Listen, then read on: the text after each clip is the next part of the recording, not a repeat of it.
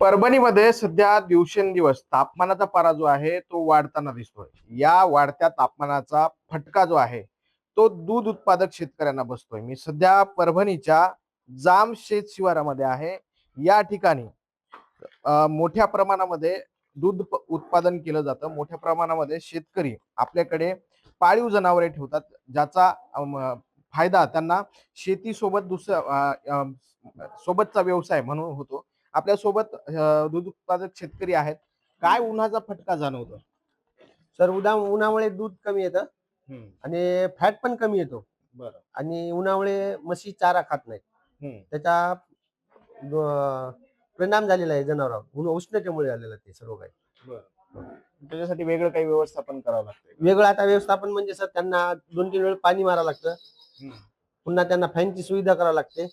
म्हणजे माणूस बळ वाढलेला आहे, खर्च वाढलेला आहे उष्णतेमुळे, आणि त्याची प्रजनन शक्ती सुद्धा कमी झालेली आहे जनावरांची. आता पूर्वीच्या ज्या पद्धतीने तुम्ही नियोजन करत होते त्या नियोजनामध्ये आणि उन्हामुळे काय वेगळं नियोजन करावं लागतं? आता उन्हामुळे सर त्यांना सर्व काही सावली म्हणजे बांधूनच ठेवावं लागतं. पहिला आम्ही बाहेर सोडायचो म्हशी, पण आता उन्हामुळे उष्णतेमुळे आम्हाला बाहेर सोडता येत नाही, आणि त्या उष्णतेमुळे म्हशी बाहेर सोडता पण येत नाही, तर फॅन लावावा लागतो. सर्व काही त्यांना थंड जागीच बांधून ठेवावं लागतं. 2-3 वेळा दिवसामधून त्यांना पाणी मारावं लागतं. त्याचा विजेचा वगैरे खर्च वाढलाय. आता विजेचा खर्च वाढला, लाईट बिल वाढलं, सर्व काही खर्च वाढत चालला, पण उत्पन्नात घट होत चालली. आणि आम्हाला दुधाचा दर वाढवता येत नाही.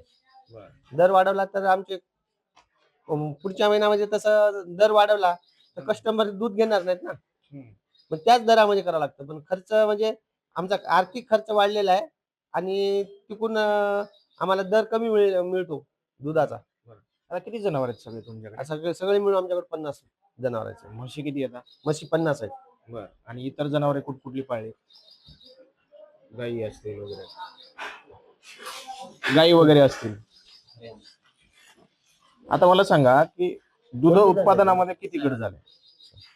काच मग दूध उत्पादनामध्ये किती घट झाली? 8 ते 10% घट झालेली आहे. गायी पण आहेत आपल्याकडे, सायवाल जातीच्या गायी आहेत.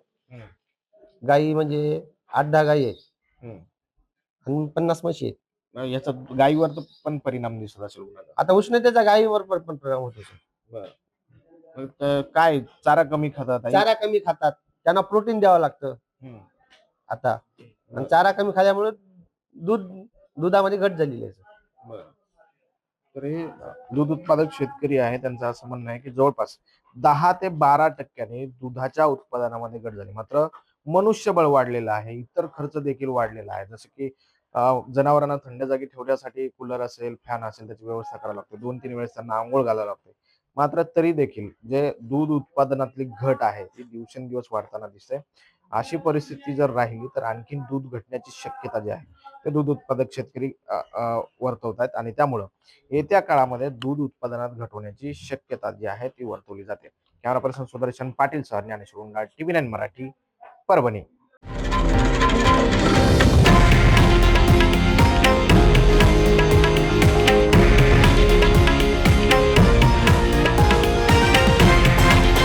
हे आहे देशातील नंबर 1 न्यूज नेटवर्क आणि आपण पाहत आहात TV9 मराठी, एकमेव.